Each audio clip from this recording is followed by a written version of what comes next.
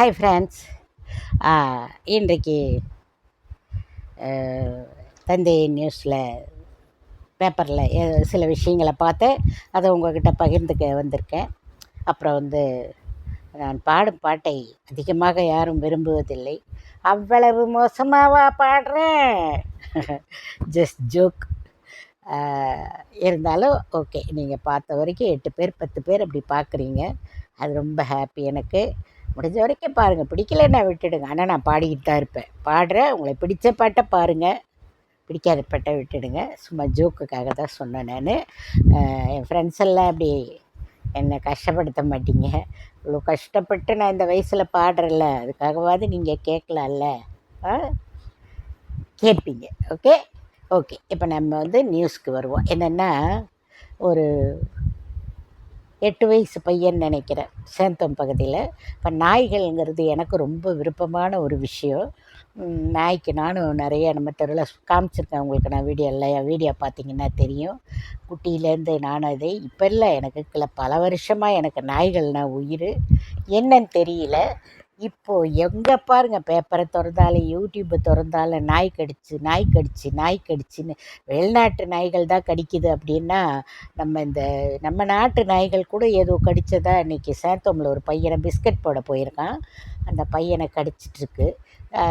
அது என்ன title போட்டிருக்காங்கன்னா, biscuit போடுறது தப்பா அப்படிங்கிற மாதிரி போட்டிருக்காங்க. பாவம், அதுங்க பசியோடு இருக்கேன்னு நம்ம செய்கிறோம். என்னன்னு தெரில, இந்த வெயில் அதிகமாக போனதுனால அந்த நாய்ங்களுக்கு ஏதாவது மூளையில் ஏதாவது ஹீட்டு ஓவராகி என்னமோ, நமக்கு அதெல்லாம் நம்ம என்ன டாக்டருக்கா படிச்சிருக்கோம். ஆனால் சம்திங் ஏதோ. ஆனால் நம்ம குழந்தைங்கள கொஞ்சம் ஜாக்கிரதையாக பார்த்துக்குங்க. அதுவும் குழந்தைங்க தான், நாய்களும். என்ன பண்ணுறது, கடிச்சா அது உயிருக்கு ஆபத்தாச்சு. அதுக்கெல்லாம் நம்ம பயப்பட வேண்டியதாக இருக்குது. பெரியவங்களையே விரட்டி பஸ் ஸ்டாண்டில் நிற்கிறவங்கள கடிக்குதுன்னுலாம் நான் பார்த்தேன். பஸ் ஸ்டாண்டில் நின்றுட்டுருக்கிறவங்கள அங்கே பஸ் ஸ்டாண்டில் இருக்கிற நாய்ங்க விரட்டி விடுதான், பஸ் ஸ்டாண்ட்லேருந்து கடிக்க முடியாதுதான். இப்படிலாம் பார்த்தேன். கேட்கவே கஷ்டமாக இருக்குது. இதுக்கு என்ன முடிவெடுக்கிறதுன்னே தெரில. என்னென்னா, அதுங்களுக்கு பசியோடு கிடக்குமேன்னு மனசு தவிக்குது நமக்கு. அது இந்த மாதிரி பண்ணுதுங்க. என்னத்தை சொல்கிறது, மனுஷனே அப்படி தான் இருக்கான். பாருங்கள், ஏதோ இந்த திருவெற்றியூர்லையா ஒரு பையன், முஸ்லீம் போல் அவங்க, 19 வயசு பையன். அவனுக்கு ஏதோ வண்டி கேட்டிருக்கான்னு வாங்கி கொடுத்துருக்காங்க. வாங்கி கொடுத்த 10 நாள்லையே செவுத்தில் போய் எங்கேயோ மோதி அந்த பையன் செத்தே போயிட்டானோ. என்ன சொல்கிறது? என் பிள்ளை கேட்குதுன்னு ஆசையாக வாங்கி கொடுத்துருக்காங்க. திருவெற்றியூர்லையா 19 வயசு பையன். அவங்க பெற்றவங்கள நினச்சி பாருங்கள். என்ன தான் இந்த நாட்டில் எப்படி தான் வாழ்கிறது, எப்படி தான் யோசிக்கிறது, எப்படி தான் லைஃப்பை ஓட்டுறது, ஒன்றுமே தெரிய மாட்டேங்குது. குழம்புன நிலையாக தான் இருக்குது. அந்த மாதிரி தான் இந்த நாய்ங்களுக்கும் பாவம் என்ன குழப்பமோ, போகிற வரவெல்லாம் கடிக்குதுங்க அதுங்க.